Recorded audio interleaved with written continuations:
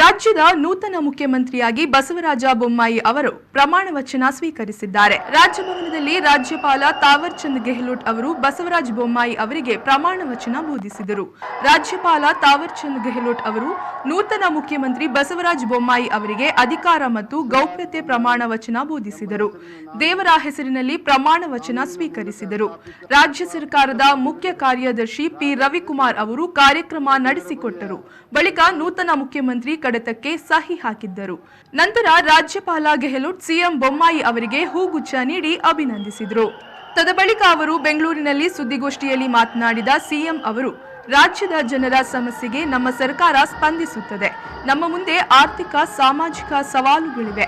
1.5 ವರ್ಷದಿಂದ ಕೊರೋನಾ ಸಂಕಷ್ಟವಿದೆ. ಕಳೆದ 2 ಬಾರಿ ಪ್ರವಾಹ ಸಂಕಷ್ಟ ಅನುಭವಿಸಿದ್ದೇವೆ. ಹಿಂದುಳಿದ ವರ್ಗದವರ ಅಭಿವೃದ್ಧಿಗೆ ಶ್ರಮಿಸುತ್ತೇವೆ ಎಂದು ಹೇಳಿದರು. ಕೂಡ ಎದುರಿಸಿದ್ದಾರೆ.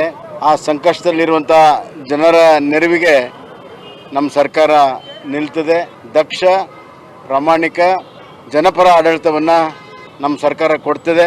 ನಮ್ಮ ಎಲ್ಲ ನಿರ್ಣಯಗಳು ಆ ಕಟ್ಕಡೆಯ ಮನುಷ್ಯನನ್ನು ಮನಸ್ಸಿನಲ್ಲಿ ಇಟ್ಕೊಂಡು ಅವನ ಕಣ್ಣೀರು ಒರೆಸುವಂಥ ಕೆಲಸವನ್ನು ಬಡವರು, ರೈತರು, ದೀನದಲಿತರ, ಹಿಂದುಳಿದ ವರ್ಗದವರ ಸೇವಾಭಿವೃದ್ಧಿಗೆ ಕೆಲಸವನ್ನು ಮಾಡ್ತೀವಿ. ಮತ್ತು ರೀಜನಲ್ ಇಂಬ್ಯಾಲೆನ್ಸ್ ಏನಿದೆ, ಪ್ರಾದೇಶಿಕ ಅಸಮತೋಲನ ಇದೆ, ಅದನ್ನು ಹೊರದೋಡಿಸೋದಕ್ಕೆ ಹೆಚ್ಚಿನ ಒಂದು ಪ್ರಾಶಸ್ತ್ಯವನ್ನು ಕೂಡ ನಾನು ಕೊಡ್ತೀನಿ ಅನ್ನುವಂಥ ಮಾತನ್ನು ರಾಜ್ಯ ಜನತೆಗೆ ಈ ಮಾಧ್ಯಮ ಮುಖಾಂತರ ಹೇಳ್ತೇನೆ. ಈಗ ಇಲ್ಲಿಂದ ನೇರವಾಗಿ ನಾನು ಕ್ಯಾಬಿನೆಟ್ ಹೋಗ್ತಾ ಇದ್ದೇನೆ. ಅಲ್ಲಿ ಹಲವಾರು ವಿಚಾರಗಳನ್ನು, ಎಲ್ಲ ಕಡತಗಳನ್ನು ಮಂಡಿಸೋದಕ್ಕೆ ಹೇಳಿದ್ದೇನೆ.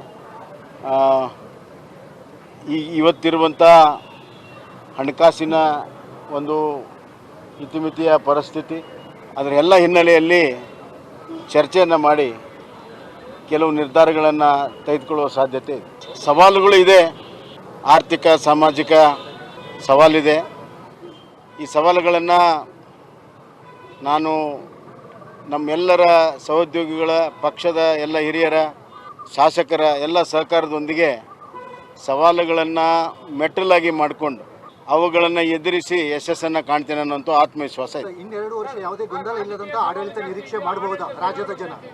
ಇವತ್ತು ಆರ್ಥಿಕ ಮತ್ತು ಸಾಮಾಜಿಕ ಸವಾಲುಗಳು ಜಾಸ್ತಿ ಇದೆ. ನಾವು ಹೇಳ್ತೇನೆ ಕೇಳಿ, ಎಲ್ಲರನ್ನೂ ಒಗ್ಗೂಡಿಸಿ ವಿಶ್ವಾಸಕ್ಕೆ ತೆಗೆದುಕೊಂಡು,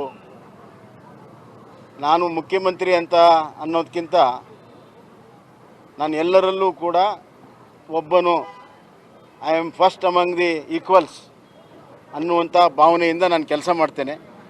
ಟೀಮ್ ವರ್ಕಲ್ಲಿ ಕೆಲಸ ಮಾಡ್ತೈತೆ ನಮ್ಮ ಸರ್ಕಾರ. ಹೀಗಾಗಿ ರಾಜಕೀಯ, ಆಡಳಿತಾತ್ಮಕ, ಆರ್ಥಿಕ, ಸಾಮಾಜಿಕ ಎಲ್ಲ ಸವಾಲುಗಳನ್ನು ಒಟ್ಟಾಗಿ ಎದುರಿಸ್ತೀವಿ.